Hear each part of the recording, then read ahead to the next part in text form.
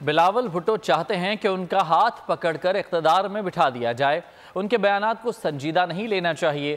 زرداری صاحب نے کہا ہے کہ وہ ابھی انڈر ٹریننگ ہے، وقت کے ساتھ میچور ہوں گے تو انہیں اپنی ٹریننگ پر توجہ دینی چاہیے۔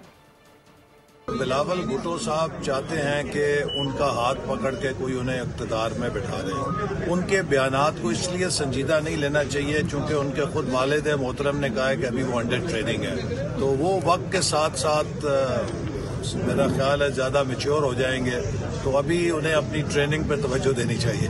دیکھیے، میں سمجھتا ہوں کہ انتخابات کو 8 فروری کو منعقد ہونا چاہیے، کیونکہ پاکستان میں اگر انتخابات کا التوا ہوتا ہے تو اس کے نتیجے میں بے یقینی طول پکڑے گی اور پاکستان کی معاشی بحالی کی جو سرگرمیاں ہیں وہ متاثر ہو سکتی ہیں کہ جلد از جلد انتخابات کے نتیجے میں ایک مستحکم اور مضبوط حکومت قائم ہو، اور مسلم لیگ نون وہ جماعت ہے جس کے پاس پلان بھی ہے، جس کے پاس ٹیم بھی ہے، جس کے پاس تجربہ بھی ہے اور جس کے پاس ماضی کی کارکردگی بھی ہے۔